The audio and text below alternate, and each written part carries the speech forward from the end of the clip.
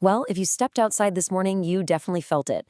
A serious blast of winter that feels way more like the middle of January than early November. So let's break down this unseasonable snow and cold that's hitting us today on November 10th. I saw this comment and it absolutely nails what's going on. This isn't just a chilly autumn day, we're talking about a full-on preview of January. That means we're dealing with snow, some biting Arctic air, and wind chills that really belong in the dead of winter, not mid-fall. So what's driving this January-like weather? Well, the main culprit here is a really powerful upper-level low-pressure system, and it's diving straight down from the northwest. As it does that, it's dragging a huge chunk of Arctic air south. And guess what? Our region is smack dab in its path. Let's take a look at the current numbers. The air temperature is already a frigid 28 degrees. But the wind, that's the real story here. With gusts hitting 17 miles per hour, that feels like temperature just plunges down to 17 degrees. That's a huge difference, and it's the key reason it feels so raw out there. Okay, so besides the cold, the most immediate thing we have to deal with is the snow. And listen, this is more than just a few flurries. It's a legitimate snow event that's going to be with us for the rest of the day. And this is the official word.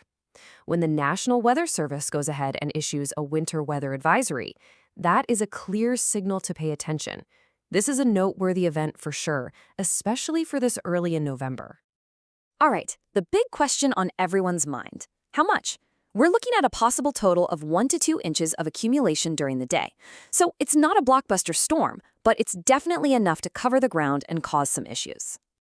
Now, don't expect a steady, gentle snowfall all day long. Instead, we're going to see these spiraling bands of snow rotating around that low-pressure system. This means we'll get periods of light snow, but they'll be punctuated by some really intense showers, and maybe even some heavy snow squalls that can just rapidly drop visibility and cover the roads in a hurry. And of course, that brings us to the roads. With a high temperature today that's really struggling to even get past the freezing mark at 35 degrees, any of those heavier bursts of snow could easily create slick spots. And as always, you've got to be extra cautious on elevated surfaces like bridges and overpasses. They always freeze up first. So once the snow starts to wind down this evening, our attention is going to turn right back to the cold, which, believe it or not, is going to get even more intense overnight and into our Tuesday. Just look at these numbers.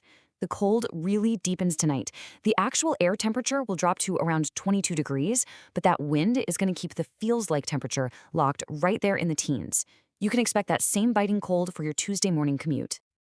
And I think this quote just sums it up perfectly. There's really no other way to put it. This level of cold this early in the season, it's just plain ugly. And here's why that wind chill just isn't letting up. The winds tonight are going to continue to be a big factor, with gusts as high as 20 miles per hour. That's going to make sure that brutal, biting cold sticks with us right through the night. But it is not all bad news, I promise.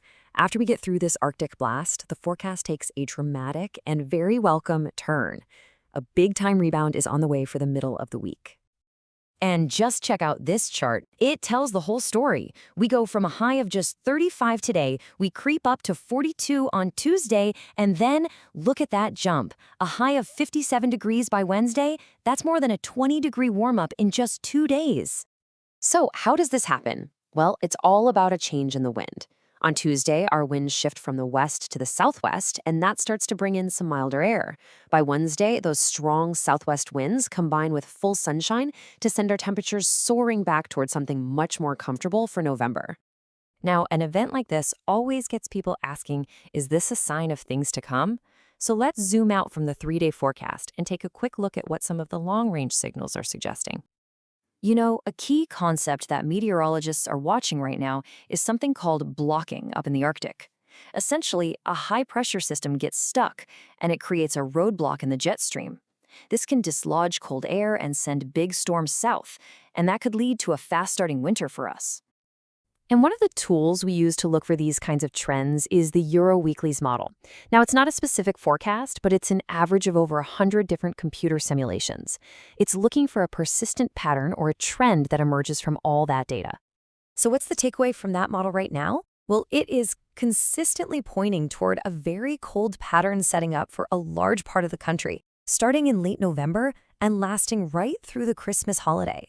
This really suggests our current cold snap might not be just an isolated event. So that leaves us with a big question, doesn't it?